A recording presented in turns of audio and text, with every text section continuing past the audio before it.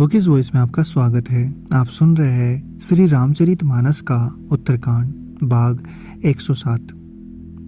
हे सर्पों के शत्रु गरुड़ जी, मैं सेवक हूँ और भगवान मेरे स्वामी हैं। इस भाव के बिना संसार रूपी समुद्र से तरना नहीं हो सकता। ऐसा सिद्धांत विचार कर श्री रामचंद्र जी के चरण कमलों का वजन करिए। जो चेतन को जड़ कर देता है और जड़ को चेतन कर देता है, ऐसे समर्थ श्री रघुनाथ जी को जो जीव बसते हैं और धन्य हैं। मैंने ज्ञान का सिद्धांत समझाकर कहा, अब भक्ति रूपी मणि की प्रभुता सुनिए। श्री राम जी की भक्ति सुंदर चिंतामणि है। हे गरुड़ जी, यह जिसके हृदय के अंदर बसती है वह दिन रात अपने आप ही परम प्रकाश रूप रहता है। उसको दीपक, घी, बत्ती कुछ भी नहीं चाहिए। इस प्रकार मणि का एक तो स्वाभाविक प्रकाश रहता है, फिर मोह रूपी दरिद्रता समीप नहीं आती, क्योंकि मणि स्वयं धन रूप है, और तीसरे लोभ रूपी हवा उस मणि में दीपक को बुझा नहीं सकती, क्योंकि मणि स्वयं प्रकाश रूप है। वह किसी दूसरे की सहायता से नहीं प्रकाश करती। उसके प्रकाश से अविद्या का प्रबल अंधकार मिट जाता है। मद आदि पतंगों का सारा समूह हार जाता है। जिसके हृदय में भक्ति बसती है, काम, क्रोध और लोभ आदि दुष्ट तो उसके पास भी नहीं जाते। उसके लिए विष अमृत के समान और शत्रु मित्र हो जाता है। उस मणि के बिना कोई सुख नहीं पाता। बड़े बड़े मानस रोग जिसके वश होकर जीव दुखी हो रहे हैं, उसको नहीं व्यापते। श्री राम भक्ति रूपी मणि जिसके हृदय में बसती है, उसे स्वप्न में भी लेश मात्र दुख नहीं होता। जगत में वही मनुष्य चतुरों के शिरोमणि है, जो उस भक्ति रूपी मणि के लिए भली भांति यत्न करते हैं। यद्यपि वह मणि जगत में प्रकट है, पर बिना श्री राम जी की कृपा के उसे कोई पा नहीं सकता। उसके पाने के उपाय भी सुगम ही हो, पर अभागे मनुष्य उन्हें ठुकरा देते हैं। वेद पुराण पवित्र पर्वत है। श्री राम जी की नाना प्रकार की कथाएं उन पर्वतों में सुंदर खाने हैं। संत पुरुष उन खानों को, रहस्य को जानने वाले मर्मी है, और सुंदर बुद्धि खोदने वाले कुदाल है। हे गरुड़ जी, ज्ञान और वैराग्य ये दो उनके नेत्र है। जो प्राणी उसे प्रेम के साथ खोजता है, वह सब सुखों की खान इस भक्ति रूपी मणि को पा जाता है। हे प्रभु, मेरे मन में तो ऐसा विश्वास है कि श्री राम जी के दास श्री राम जी से भी बढ़कर है। श्री रामचंद्र जी समुद्र है तो धीर संत पुरुष मेघ है। श्री हरिचंदन के वृक्ष है तो संत पवन है। सब साधनों का फल सुंदर हरि भक्त ही है। उसे संत के बिना किसी से नहीं पाया। ऐसा विचार कर जो भी संतों का संग करता है, हे गरुड़ जी, उसके लिए श्री राम जी की भक्ति सुलभ हो जाती है। ब्रह्म वेद समुद्र है, ज्ञान मंद्राचल है, और संत देवता है, जो उस समुद्र को मत कर कथा रूपी अमृत निकालते हैं, जिसमें भक्ति रूपी मधुरता बसी रहती है। वैराग्य रूपी डाल से अपने को बचाते हुए और ज्ञान रूपी तलवार से मद, लोभ और मोह रूपी वैरियों को मारकर जो विजय प्राप्त करती है, वह हरि भक्ति ही है। हे पक्षीराज, इसे विचार कर देखिए। पक्षीराज गरुड़ जी फिर प्रेम सहित बोले, हे कृपालु, यदि मुझ पर आपका प्रेम है तो हे नाथ, मुझे अपना सेवक जानकर मेरे 7 प्रश्नों के उत्तर बखान कर कहिए। हे नाथ, हे धीर बुद्धि, पहले तो ये बताइए कि सबसे दुर्लभ कौन सा शरीर है, फिर सबसे बड़ा दुख कौन है, और सबसे बड़ा सुख कौन है, ये भी विचार कर संक्षेप में कहिए। संत और असंत का मर्म आप जानते ही हैं। उनके सहज स्वभाव का वर्णन करिए। फिर कहिए कि श्रुतियों में प्रसिद्ध सबसे महान पुण्य कौन सा है, और सबसे महान भयंकर पाप कौन है। फिर मानस लोगों को समझाकर कहिए, आप सर्वज्ञ है और मुझ पर आपकी कृपा भी बहुत है। काकभूषुंडी जी ने कहा, हे तात, अत्यंत आदर और प्रेम के साथ सुनिए। मैं यह नीति संक्षेप में कहता हूँ। मनुष्य शरीर के समान कोई शरीर नहीं है। चराचर सभी जीव उसकी याचना करते हैं। यह मनुष्य शरीर नरक, स्वर्ग और मोक्ष की सीढ़ी है तथा कल्याणकारी ज्ञान, वैराग्य और भक्ति को देने वाला है। ऐसे मनुष्य शरीर को धारण प्राप्त करके भी जो लोग श्री हरि का भजन नहीं करते और नीच से भी नीच विषयों में अनुरक्त रहते हैं, वे पारसमणि को हाथ में फेंक देते हैं और बदले में कांच के टुकड़े ले लेते हैं। जगत में दरिद्रता के समान दुख नहीं है तथा संतों के मिलने के समान सुख नहीं है। और हे पक्षीराज, मन, वचन और शरीर से परोपकार करना यह संतों का सहज स्वभाव ही है। संत दूसरों की भलाई के लिए दुख सहते हैं और अभागे असंत दूसरों को दुख पहुंचाने के लिए। कृपालु संत भोज के वृक्ष के समान दूसरों के हित के लिए भारी विपत्ति सहते हैं, अपनी खाल तक उधड़वा देते हैं। किंतु दुष्ट लोग सन की बाती दूसरों को बांधते हैं और उन्हें बांधने के लिए अपनी खाल खिंचवाकर विपत्ति सहकर मर जाते हैं। हे सर्पों के शत्रु गरुड़ जी, सुनिए। दुष्ट बिना किसी स्वार्थ के सांप और चूहे के समान अकारण ही दूसरों का अपकार करते हैं।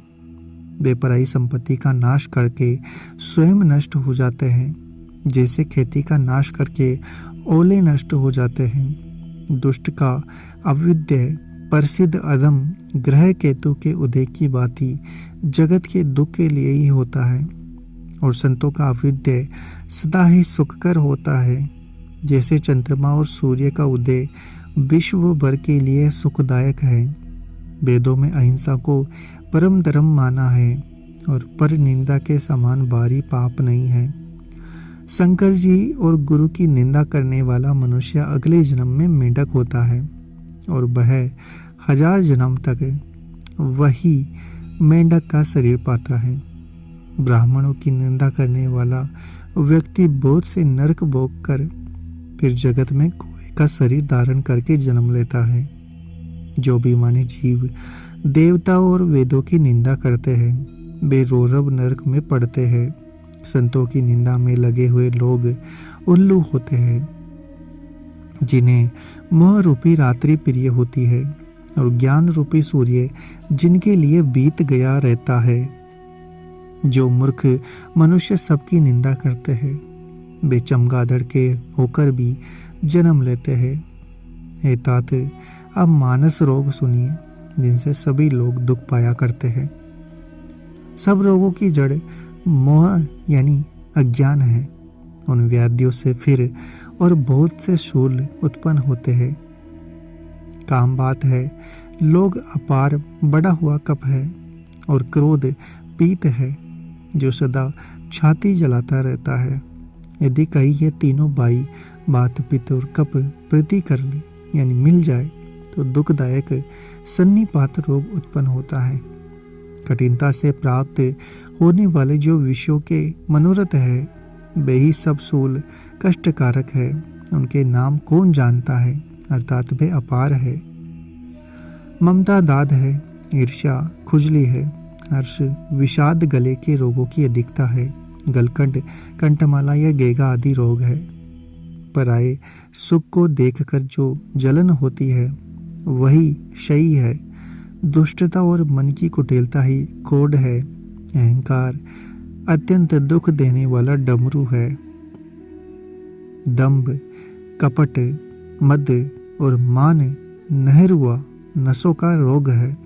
तृष्णा बड़ा भारी उदर वृद्धि रोग है। 3 प्रकार पुत्र, धन और मान की प्रबल इच्छाएं प्रबल तिजारी है। मत्सर और अविवेक 2 प्रकार के ज्वर है। इस प्रकार अनेकों बुरे रोग है, जिन्हें कहा तक कहूं। एक ही रोग के वश होकर मनुष्य मर जाते हैं, फिर वे तो बहुत से असाध्य रोग है। ये जीव को निरंतर कष्ट देते रहते हैं। ऐसी दशा में वह समाधि को कैसे प्राप्त करे? नियम, धर्म, आचार, उत्तम आचरण, तप, ज्ञान, यज्ञ, जप, दान तथा और भी करोड़ों औषधियां हैं। परंतु हे गरुड़ जी, उनसे ये रोग नहीं जाते। इस प्रकार जगत में समस्त जीव रोगी है, जो शोक, हर्ष, भय, प्रीति, वियोग के दुख से और भी दुखी हो रहे हैं। मैंने ये थोड़े से मानस रोग कहे हैं, ये है तो सबको, परंतु इन्हें जान पाए हैं कोई विरले ही। प्राणियों को जलाने वाले हे पापी रोगी, जान लिए जाने से कुछ क्षीण अवश्य हो जाते हैं, परंतु नाश को नहीं प्राप्त होते। विषय रूप कुपत्य पाकर ये मुनियों के हृदय में अंकुरित हो उठते हैं। तब बेचारे साधारण मनुष्य तो क्या चीज है। यदि श्री राम जी की कृपा से इस प्रकार का संयोग बन जाए तो ये सब रोग नष्ट हो जाए। सदगुरु रूपी वेद्य के वचन में विश्वास हो, विषयों की आशा ना करे, यही संयम हो। श्री रघुनाथ जी की भक्ति संजीवनी बड़ी है, संजीवनी बूटी है। श्रद्धा से पूर्ण बुद्धि ही अनुपान दवा के साथ लिया जाने वाला मधु आदि है। इस प्रकार संयोग हो तो वे रोग भले ही नष्ट हो जाए, नहीं तो करोड़ों प्रयत्नों से भी नहीं जाते। हे गोसाई, मन को निरोग हुआ तब जानना चाहिए जब हृदय में वैराग्य का बल बढ़ जाए, उत्तम बुद्धि रूपी भूख नित नई बढ़ती रहे और विषयों की आशा रूपी दुर्बलता मिट जाए। इस प्रकार सब रोगों से छूटकर जब मनुष्य निर्मल ज्ञान रूपी जल में स्नान कर लेता है, तब उसके हृदय में राम भक्ति छा जाती है। शिव जी, ब्रह्मा जी, सुखदेव जी, सनकादि और नारद आदि ब्रह्म विचार में परम निपुण जो मुनि हैं, हे पक्षीराज, उन सब का मत यही है कि श्री राम जी के चरणों में प्रेम करना चाहिए। श्रुति, पुराण और सभी ग्रंथ कहते हैं कि श्री रघुनाथ जी की भक्ति के बिना सुख नहीं है। कछुए की पीठ पर भले ही बाल उगाए, बांझ का पुत्र भले ही किसी को मार डाले, आकाश में भले ही अनेक प्रकार के फूल खिल उठे, परंतु श्री हरि से विमुख होकर जीव सुख नहीं प्राप्त कर सकता।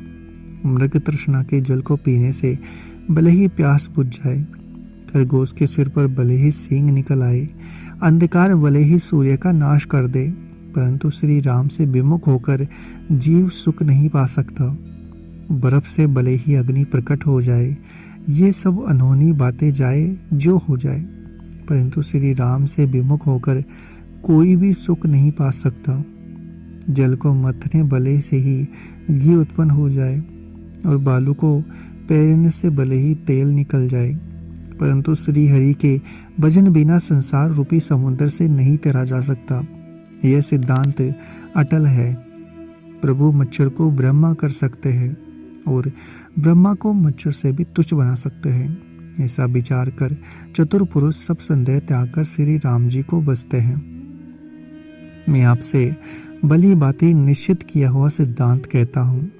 मेरे वचन अन्यथा नहीं है कि जो मनुष्य श्री हरि का भजन करते हैं वे अत्यंत दुस्तर संसार सागर को सहज ही पार कर जाते हैं। हे नाथ, मैंने श्री हरि का अनुपम चरित्र अपनी बुद्धि के अनुसार कई विस्तार से और कई संक्षेप से कहा। हे सर्पों के शत्रु गरुड़ जी, श्रुतियों का यही सिद्धांत है कि सब काम बुलाकर श्री राम जी का भजन करना चाहिए। प्रभु श्री रघुनाथ जी को छोड़कर किसका सेवन किया जाए, जिनका मुझ जैसे मूर्ख पर भी ममत्व है। हे नाथ, आप विज्ञान रूप हैं, आपको मोह नहीं है।